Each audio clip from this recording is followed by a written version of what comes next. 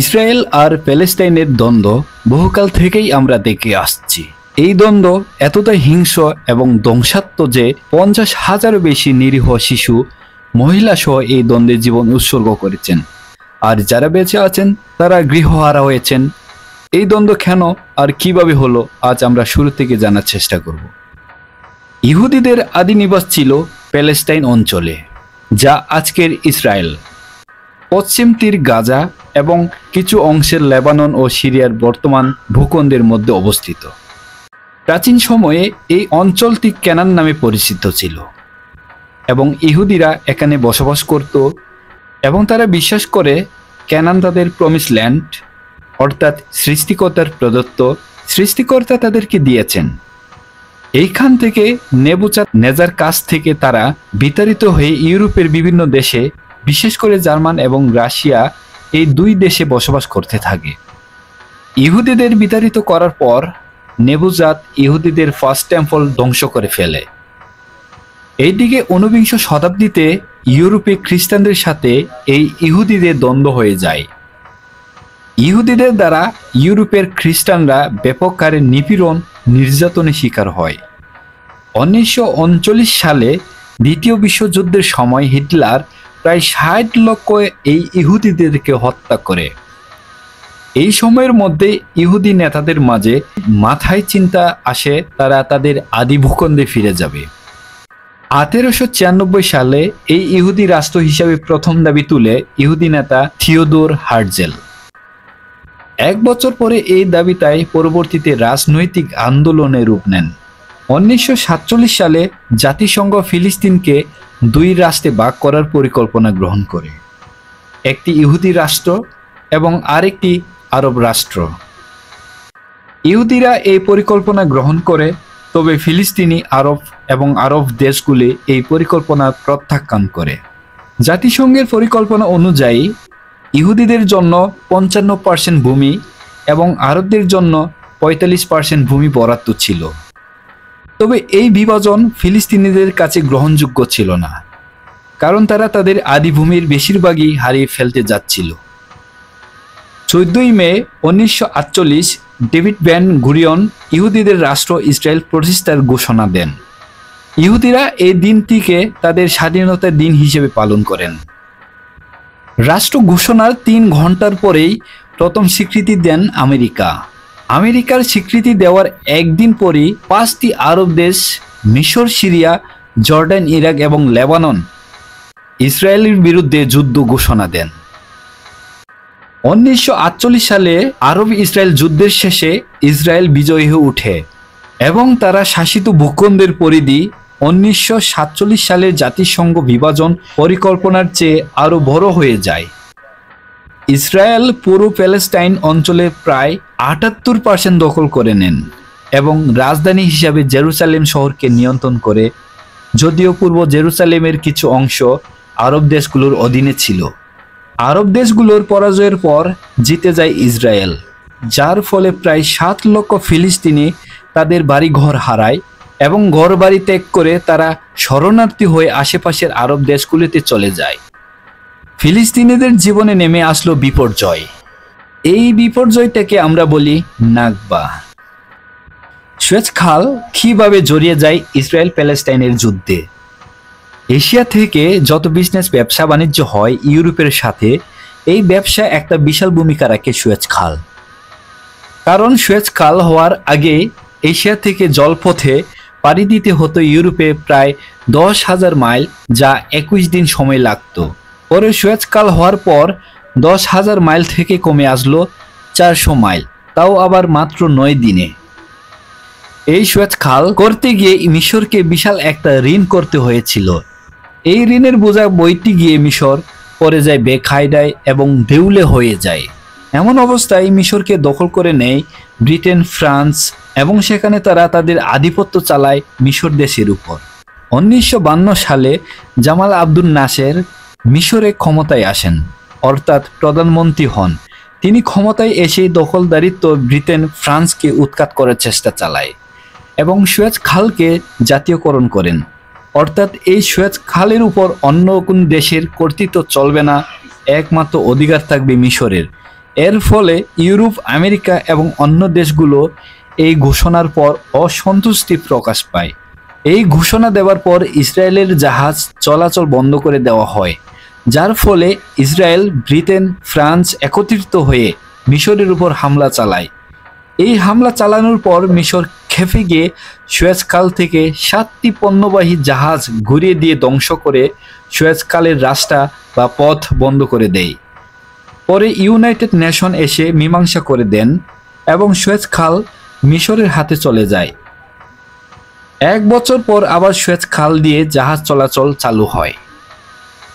1967 সালে আমরা আবার দেখি ইসরায়েল জর্দান নদীর গতিপথ পরিবর্তন করতে যায়। সেখানে সিরিয়া বাধা দেয়।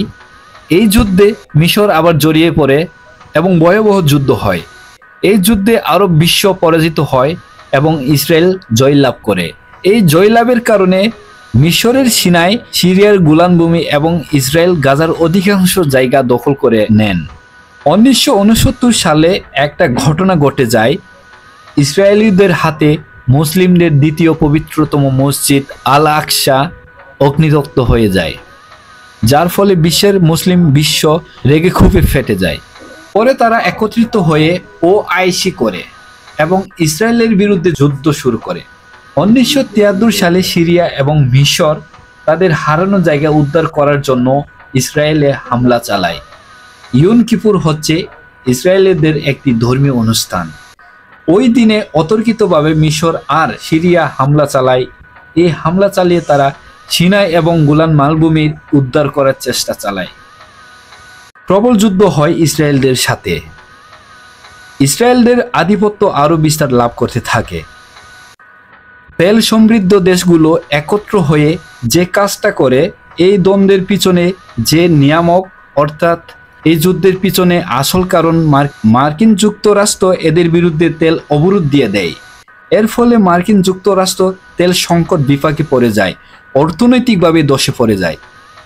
ফলে ওই মার্কিন যুক্তরাষ্ট্রের একজন কূটনৈতিক নাম করা, তার নাম ছিল হেনরি কিসিঞ্জার। তিনি একটি ডিপ্লোমেসি অ্যাপ্লাই করেন। তিনি একটা কাজ করেন, যেহেতু মিশর আর ইসরায়েলের মধ্যে কোনো যুদ্ধ থামাথামের কোনোভাবেই অবস্থা নেই, এক দেশ আরেক দেশের সাথে বসবে, আলোচনা করবে, এরকম কোনো অবস্থাই নেই। এই অবস্থায় হেনরি কিসিঞ্জার একবার মিশরে কায়রোতে যায়, আরেকবার ইসরায়েলের তেল আবিবে যায়।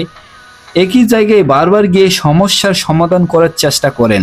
এই যে একই জায়গায় বারবার যাওয়া এবং ট্রাভেল করাকেই শাটল ডিপ্লোমেসি বলে।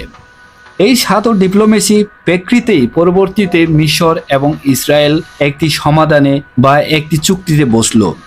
1978 সালে মার্কিন যুক্তরাষ্ট্রের ক্যাম্প টেবিলে তৎকালীন মার্কিন প্রেসিডেন্ট জিম্মি কার্টার এই চুক্তির আয়োজন করেছিলেন, যেখানে ইসরায়েলের পক্ষে বেগিন আর মিশরের পক্ষে সাদাত বসেন।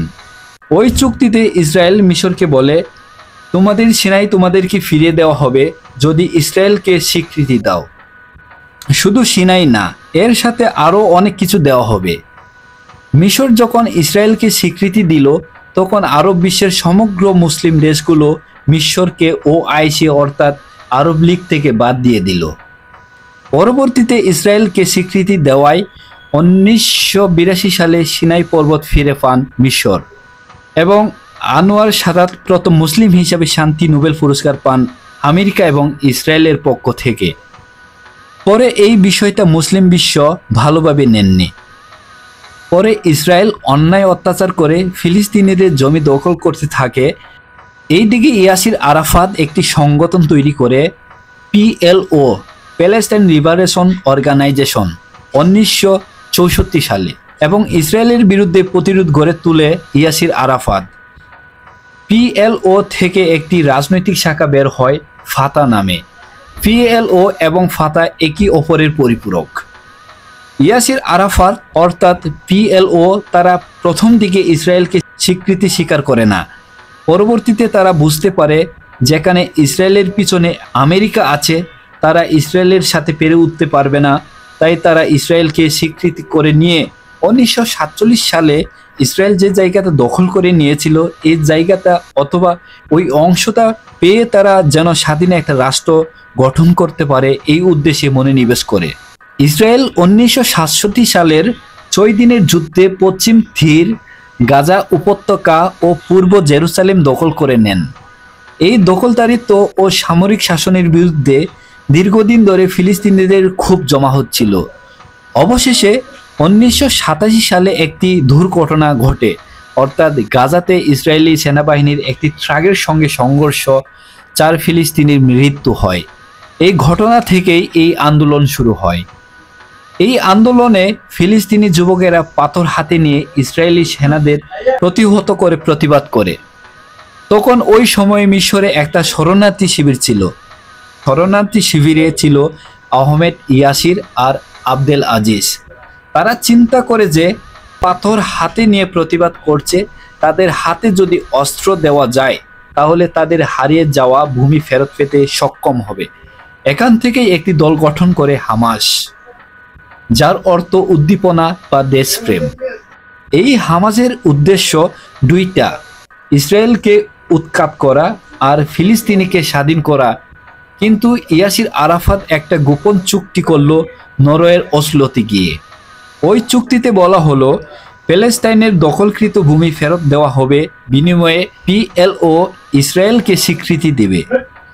এই চুক্তি করার পরই ইয়াসির আরাফাত নোবেল শান্তি পুরস্কার পেলেন ইসরায়েলের পক্ষ থেকে।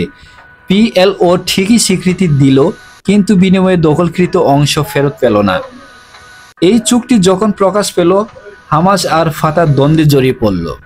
2002 থেকে 2005-এর মধ্যে ইসরায়েল দলবল নিয়ে আল আকসা আক্রমণ করতে আসলে হামাস প্রতিরোধ করে তোলে এবং ফিলিস্তিনিদের কাছে হামাস জনপ্রিয়তা বাড়তে থাকে। হামাস এবং ফাতাহ এর মধ্যে দ্বন্দ্ব লাগতে থাকে। 2006 সালে প্যালেস্টাইনে একটি নির্বাচন হয়। হামাসের কাছে ফাতাহ ব্যাপক হারে হেরে যায়। নির্বাচনের পর হামাস আর ফাতাহর মধ্যে বিশাল দ্বন্দ্ব লেগে গেল। এই দ্বন্দ্বের কারণে অনেক ফিলিস্তিনি মারা গিয়েছিল। এই সমস্যার পর হামাস নিয়ন্ত্রণ করে নেয় গাজা আর পশ্চিম তীর নিয়ন্ত্রণ করে নেয় ফাতাহ। এই অবস্থায় হামাসকে যুদ্ধ করতে হয় ঘরের ভিতরে আর বাইরে।